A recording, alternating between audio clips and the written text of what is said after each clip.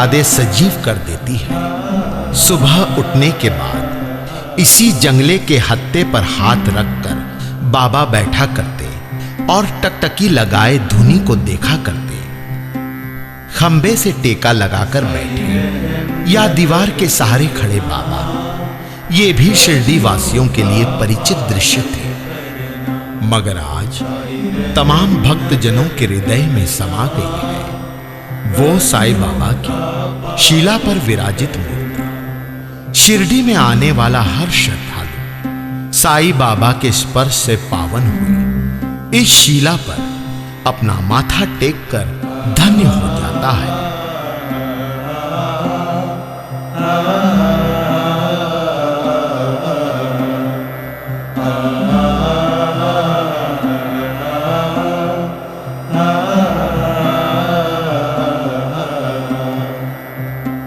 बाबा के समय से ये तुलसी वृंदावन यहीं पर है। परंपरागत हर साल यहां तुलसी विवाह किया जाता है।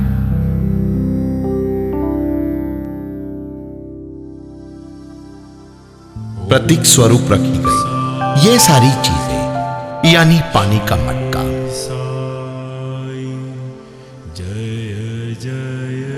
भिक्षा पात्र,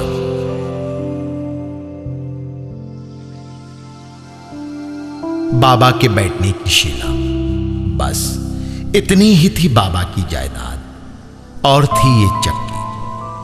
बाबा स्वयं अपने हाथों से अनाज दला करते थे, मगर ये कोई मामूली चक्की नहीं। इस चक्की के दो पार्ट प्रतीक है, कर्म और भक्ति के। बाबा अपने ज्ञान रूपी हत्थे से इन पार्टों को गतिमान बनाए रखते थे और भक्तों का अहंकार मिटाया करते थे। ये गेहूं का बोरा, ये बोरा हर साल साईं महाराज के रामनवमी उत्सव पर बदला जाता है। बाबा के पावन वास्तव्य से द्वारका माई ये एक ऐसा पुण्य स्थल बन गया जहां धर्म, जाति, पंथ आदि सारे भेद नष्ट हो गए। सबका मालिक एक, ये मंत्र देने वाले साईं बाबा ने इसे समस्त मानवता का प्रार्थना स्थल बना दिया।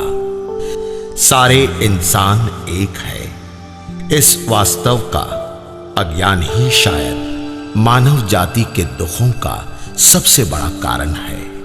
और शायद इसीलिए बाबा कहा करते थे, ये केवल मस्जिद ही नहीं बल्कि भगवान श्री कृष्ण की द्वारका भी है।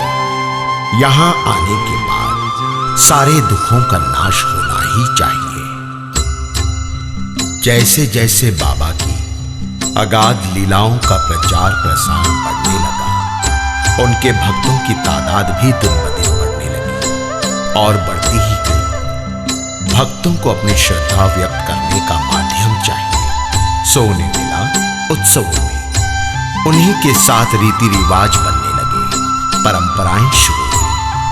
उन्हीं परंपराओं में से एक है शोभा यात्रा। साईनाथ की शानदार शोभा यात्रा द्वारका माई से बड़े गाजे बाजे के साथ निकलती थी। बाबा की कृपालुता की वजह से बाबा को कई भक्तगण प्राप्त हुए और एक एक भक्तगण ऐसे जैसे कोई अनमोल हीरा। जैसे बापू साहिब जो शोभा यात्रा में बाबा के माथे पर छतरी धरा करते थे, और महारसापति जिनके आओ साईं स्वागत शब्दों ने इतिहास रचा। शोभा यात्रा में सदैव बाबा की बाईं ओर रहते थे। दाईं ओर रहने वाले तात्या पाटिल कोते तो बाबा के इतने लाडले थे कि उन्हें बाबा को मामा कहकर पुकारने का अधिकार प्राप्त हुआ था। और क्यों न हो, उन्हीं की माता बाईजा बाई ने बाबा को प्रथम खाने को रोटी दी थी। भजन कीर्तन करते भक्त जनों के साथ शोभा यात्रा इस चौपाल पर आ पहुंचती, जिसे चिंचनी कर चावड़ी भी कहा जाता है। ज्ञानेश्वर, तुकाराम आदि संतों की आरती होने पर बाबा हाथ जोड़कर नमस्कार किया करते। रात चावड़ी में ही गुजारकर सुबह काकड़ आरती हो जाने पर बाबा द्वारका माई लौट आया करते। हर दूसरी रात यहां सोने आने का क्रम बाबा के अंतिम समय तक निरंतर चलता रहा। आज भी हर गुरुवार रात 9:15 बजे बाबा की प्रतिमा, पादुका और सटका, इनकी पालकी समाधि मंदिर से शुरू होकर द्वारका माई होते हुए चावड़ी आ पहुंचती है।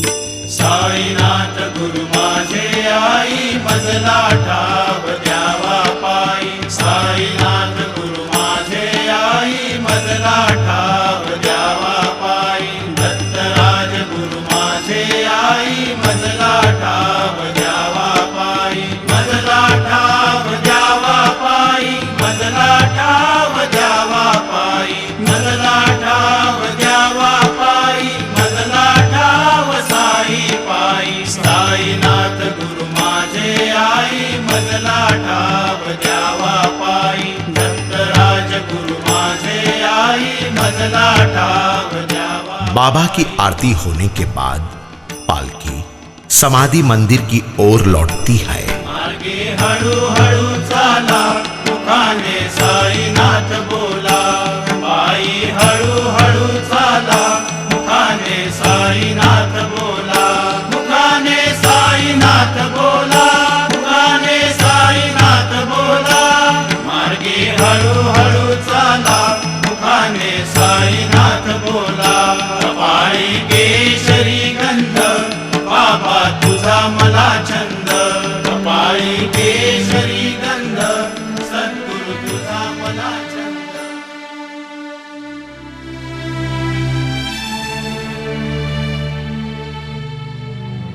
उस समय शिरडी में पानी की बड़ी किल्लत थी। साईनाथ ने भक्तों को जल प्रदान किया। गोपाल राव बुट्टी, काका साहेब दीक्षित, सगुन राव नाइक आदि परम भक्तों का शारीरिक श्रम और साईं बाबा की आध्यात्मिक प्रेरणा ने साकार की एक बावड़ी जिसने शिरडी के सारे लोगों को, फिर वो किसी भी कौम के हो, एक नया जीवन दान दिया। क्योंकि साई जानते थे कि जल ही जीवन है और उनकी ये सीख आज भी नहीं भूला है श्री साई बाबा संस्थान शिरडी। इस बात की जीती जागती सबूत है कनकोरी तालाब योजना, जिसका निर्माण संस्थान ने राज्य शासन के जीवन प्राधिकरण विभाग